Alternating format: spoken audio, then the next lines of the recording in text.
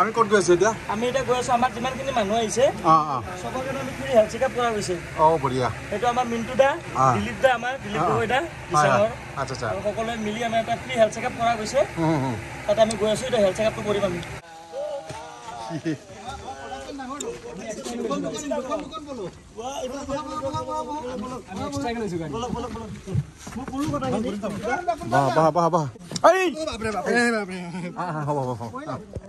পৰা নাই অলপতে স্বয়ং মালিকে চলাইছে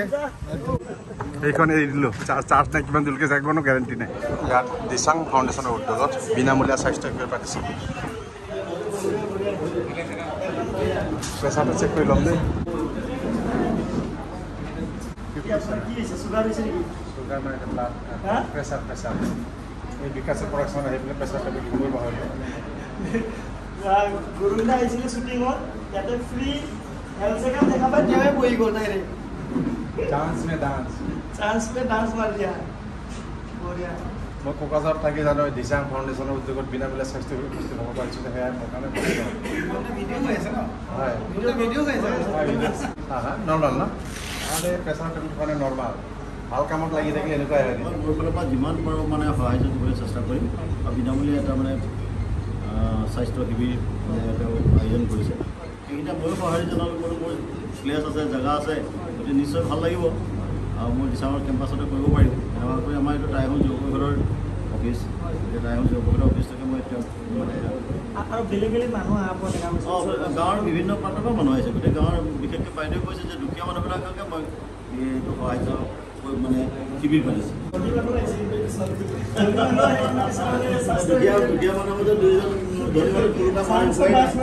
নাই মই বিকাশে অলপ বঢ়াই ক'লে মই দুখীয়াই আপুনি গম পালোঁ এটা ফ্ৰী চাৰ্ভিচ হৈ আছে মানে বিনামূলীয়া স্বাস্থ্য সেৱা হৈ আছে আমাৰ মানুহ আহিলে সোমাই গ'ল কি টেষ্ট হৈ আছে আমাৰ uric acid blood sugar cholesterol আৰু কিডনিৰ কাৰণে ক্ৰিয়েটিন এইকেইটা টেষ্ট এতিয়া আপোনালোকে টেষ্ট ব্লাডটো লৈ ল'লে ন এইটো কিমান সময়ৰ পিছত পাব ৰিজাল্টটো এতিয়া ব্লাডটো লৈ ল'লোঁ আমাৰ আজি ইয়াৰ পৰা গৈ টেষ্ট হ'ব ৰিপৰ্টটো অহাকালিলৈকে আহি যাব তেওঁলোকে তাত গৈ আপোনালোকে তাত গৈ খবৰ কৰিব লাগিব আপোনালোকৰ মোবাইলত আহি যাব হোৱাটছএপত আহি যাব হোৱাটছএপত আহিছোঁ বহুত ভাল কথা বিনামূলীয়া স্বাস্থ্য মানে সেৱা হৈ আছে বিনামূলীয়া হেল্থ চেকআপ হৈ আছে ধুনীয়াকৈ কাৰ্যসূচী চলি আছে বহুতখিনি মানুহ এটা আহিছে আমাৰ ক'লো যে আমাৰ শ্বুটিঙৰ মানুহ বহুত সোমাই গ'ল আমাৰ লগত মীৰা বৰঠাকুৰ বা আছে বা এজন পলিটিচিয়ান হয় এটা বস্তু মানে দেখা পোৱা যায় ইলেকশ্যন অহাৰ আগে পলিটিচিয়ানবোৰ মানে ইমান এক্টিভ হৈ যায় মানে ছ'চিয়েল ৱৰ্ক কৰা হওক কিবা হওক বিষয়ে আপুনি কি ক'ব মই এজ এ পলিটিচিয়ান মই বহুত বেছি পলিটিচিয়ান একচুৱেলি নহয় মই ৰাইজৰ মাজত থাকি ভাল পাওঁ আৰু দিচাং ফাউণ্ডেশ্যন আমাৰ দিলীপ গগৈ দাক সকলোৱে জানে খুব মানুহক হেল্প কৰে আৰু এইটো এৰিয়াত মই দাদাক ক'লোঁ যে আপোনাৰ ফাউণ্ডেশ্যনটো ইমান ভাল ইয়াতে আপোনাৰ মানে এৰিয়াটোতে মানুহখিনি আপুনি লোকেলি অৰ্গেনাইজ কৰক ময়ো যি কৰোঁ সহায় কৰোঁ আৰু মানুহক সহায় কৰি ভাল পাওঁ আজি বুলিয়ে নহয় মই কেইবাটাও মেডিকেল কেম্প কৰিছোঁ এখেতসকলক দেখি মানে আপোনালোকে গম পাব মানুহক সহায় কৰি ভাল পাওঁ মানুহৰ লগত থাকি ভাল পাওঁ আৰু দিলীপৰ নিচিনা মানুহ এজনৰ লগত থাকিলে আৰু সেইটো সহজ হৈ পৰে গতিকে আহিছোঁ সকলোৱে একচুৱেলি কৰাটো দৰকাৰ সকলোৱে প্ৰাপ্য বা যাক সেই মানুহবিলাকক সকলোৱে একচুৱেলি সহায় কৰাটো আমি যিখিনি পলিটিকেল মানুহ দেখা পাই থাকোঁ বা আপুনি পলিটিকেল লাইনত আছে বা বাকী যিবোৰ আছে পলিটিকেল লাইনৰ মানুহ তেওঁলোকক আমি বেছিভাগ টিভিত দেখা পাওঁ যে পলিটিকেলি কথাবোৰে বেছি কয় বা পলিটিকেলৰ লগতে ইনভলভ হৈ থাকে কিন্তু ছ'চিয়েল মিডিয়া বা ছ'চিয়েল ৱৰ্ক যিখিনি আপোনালোকে আজি কৰি আছে সেনেকুৱা কিন্তু বহুত কম দেখা পোৱা যায় পলিটিক্সৰ কামটোৱে হৈছে ছ'চিয়েল পলিটিক্সটো একচুৱেলি ছাৰ্ভিচ সেৱা হ'ব লাগে আজিকালি পলিটিক্সটো অলপ বেলেগ হৈ গৈছে কিন্তু পলিটিক্সৰ কামটোৱে হৈছে একদম দেশৰ বা একদম গাঁৱৰ শেষৰজনলৈকে ছাৰ্ভিচ প্ৰভাইড কৰাটোৱে পলিটিচিয়ানৰ একচুৱেলি কাম সেইকাৰণে আমি যিসকল মানুহক এতিয়াও চুবকে পৰা নাই স্বাস্থ্য ব্যৱস্থাত পোৱাকৈ নাই সেইসকলক আমি যাতে অলপ অলপ সকাহ দিব পাৰোঁ তাৰ কাৰণে এটা প্ৰয়াস কৰিছোঁ সেইকাৰণে আমি আহিছোঁ ইয়াত গতিকে আপোনালোকৰলৈও শুভেচ্ছা থাকিল উদীয়মান যুৱক যাতে আপোনালোকৰ শ্বুটিং চলাই আছে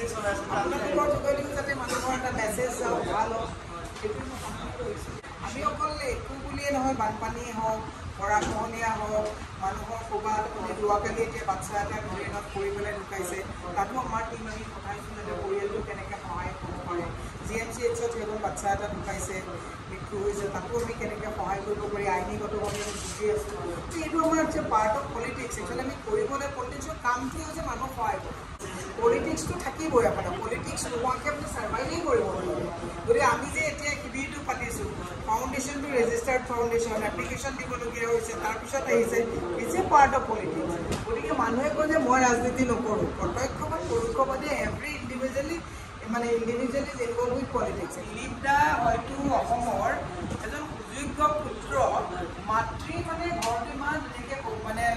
মানে সেইটো মৃত্যুৰ পিছত যিটো বনাই থৈছে মানে সেইটো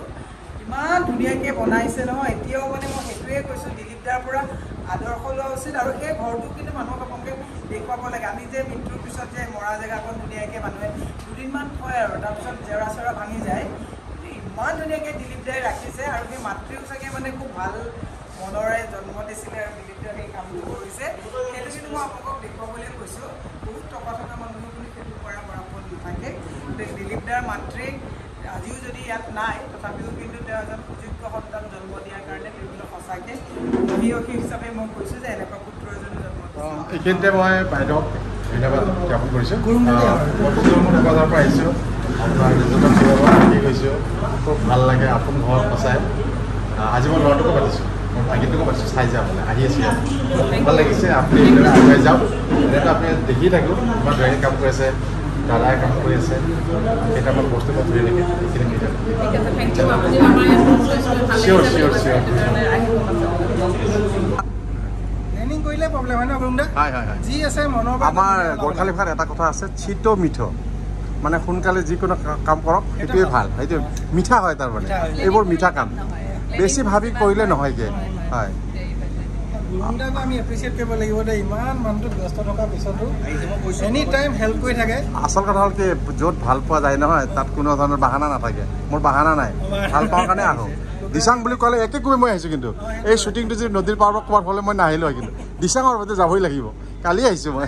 আমাৰ লগত 3 বছৰ এটা ৰিলেশ্যন আছে দিচাঙৰ লগত হয় থেংক ইউ বৰুণ দা আৰু আপোনাৰ ছাবস্ক্ৰাইবাৰ বহুতে মোক মেছেজো কৰে হয় হয় হয় হয় বহুত ভাল ভালকৈ কয় থেংক ইউ আচ্ছা বাইদেউ মোকে কোনো কৈছে সেইটো কি হয় কি বনাইছে এইটো মন্দিৰ মই অকণমান ওচৰত যাব পাৰোঁ ঠিক আছে খুব খুব এটা ভাল বস্তু নজৰ পৰিল তালৈকে মই গৈ আছোঁ এয়া হেনো সমাধি হয় মাতৃৰ সমাধি হয় চাওক সমাধি ক্ষেত্ৰ ইমান ধুনীয়াকৈ বনাই বুলি মই চাগে জীৱনত প্ৰথমবাৰ দেখিছোঁ চাগে বহুত ঠাইত আছে কিন্তু মোৰ নজৰ এয়াই প্ৰথম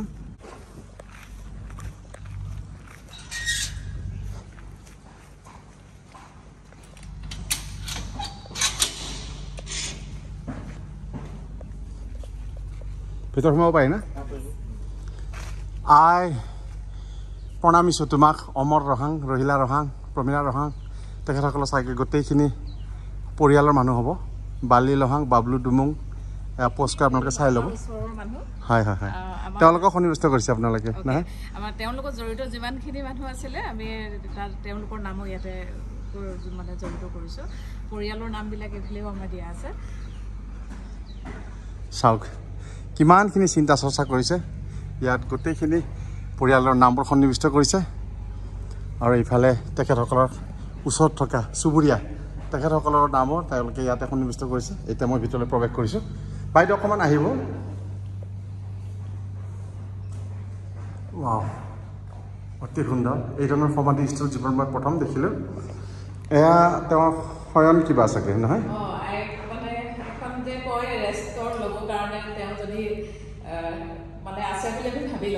হয় হয় হয় হয় তেওঁ মাজুলীবিলাক দিয়া আছে তেওঁ লাখুটি ডাল লৈছিলে যিটো খুন্দনা সেইবোৰ আমি ইয়াতে থৈছোঁ তেখেতৰ আৰু কেতিয়াবা আমাৰ পৰিয়ালৰ মানুহ আহিলে ইয়াতে গোটেইবিলাক চাব আহে হয় হয় আৰু আমি আচলতে এইটো মানুহে সমাধি বুলি ক'লে আহিবলৈ অলপ বেয়া পায় কিন্তু আমি সমাধিটো মন্দিৰৰ নিচিনাকৈ ব্যৱহাৰ একদম একদম সমাধি ক্ষেত্ৰ নহয় ইয়াত আহিলে যাতে আমাৰ পবিত্ৰতা অনুভৱ হয় সেইটোৱে হয় হয় ইয়াত আহিলে চাওক বাইদেউ ভাল কথাই ক'লে সমাধিস্থলত সাধাৰণতে মানুহবোৰ যাবলৈ কিবা শংকা কৰে কিবা এটা মনত এটা ভয় ভাবো লয় ইয়াত কিন্তু এনেকুৱা ফিল হোৱা নাই চাওক ইয়াত আহি পেলাই আমি ঘণ্টাৰ পিছত ঘণ্টা ইয়াতে প্ৰাৰ্থনা আৰাধনা কৰিব পাৰোঁ এই ধৰণৰ সুব্যৱস্থা কৰি দিছে এয়া মোৰ জীৱনত প্ৰথমটো সমাধিস্থল দেখিলোঁ বাইদেউ বহু বহুত ধন্যবাদ আপোনালোকে ইমান ধুনীয়া কনচেপ্ট লয় সকলোৱে কাৰণে এনেকুৱা ডিজাইন ডিজাইনটো বহুখিনি কৰে কিন্তু এইটো আপোনালোকে চাগে প্ৰথম ভাবিলে নেকি মই এটা বিচাৰোঁ আচলতে তেখেতে পুত্ৰ হৈ পেলাই মাকৰ কাৰণে যিখিনি তেওঁ কৰিলে যিখিনি তেওঁ স্মৃতি জীয়াই ৰাখিছে মই এইটো আচলতে মই বিচাৰিছিলোঁ যে আজিৰ দিনৰ ল'ৰা ছোৱালীৰ ওচৰত মানে প্ৰচাৰ হওক যাতে ল'ৰা ছোৱালীয়ে মাতৃৰ কাৰণে বা পিতৃৰ কাৰণে কি কৰিব পাৰে কৰিব লাগে মাক দেউতাকৰ কাৰণে যে আমি ক'ৰবাত সমাধি এটা দি পেলাই থৈ অহাটোৱে আমাৰ সেয়া নহয় কিন্তু তেখেতে এইটো যিটো কৰি থৈছে স্মৃতি হিচাপে সেইটো আমি নিজে অলপ গৌৰৱান্বিত লগতে আমি গৌৰৱ অনুভৱ কৰোঁ দাদা দিচাং ৰেজৰ্টে নহয় চাওক তেওঁ বহুখিনি সামাজিক কাম কাজৰ লগত জড়িত আৰু এই ধৰণৰ সুন্দৰ সুন্দৰ তেওঁ কনচেপ্ট যিটো ইউনিক বুলি কোৱা হয় মই চাৰিওফালে বাউণ্ডেৰীটো দেখাই দিছোঁ ইয়াৰ ওচৰতে চাওকচোন ইয়াত পুখুৰীও আছে কলগছ মানে এটা সাংঘাতিক পৰিৱেশ বুলি ক'ব লাগিব খুব সুন্দৰ প্ৰাকৃতিক পৰিৱেশৰ মাজতে এই ধৰণৰ সমাধিস্থল আৰু তেখেতে কোৱা নিচিনা প্ৰত্যেকজন পৰিয়ালৰ পুত্ৰই হওক কন্যাই হওক মৃত্যুৰ পিছত মা দেউতাক কি ধৰণে সমাধি কৰিব লাগে কি ধৰণে যাতে চিৰযুগমীয় কৰিব লাগে তাৰ সুন্দৰ প্ৰদৰ্শন নিদৰ্শন বুলি ক'ব লাগিব খুব ভাল লাগিল বাইদেউ ধন্যবাদ থেংক ইউ আপোনাকো আমাৰ আপুনি আজি ফুটেজটো লোৱাৰ কাৰণে আপোনাকো থেংক ইউ ধন্যবাদ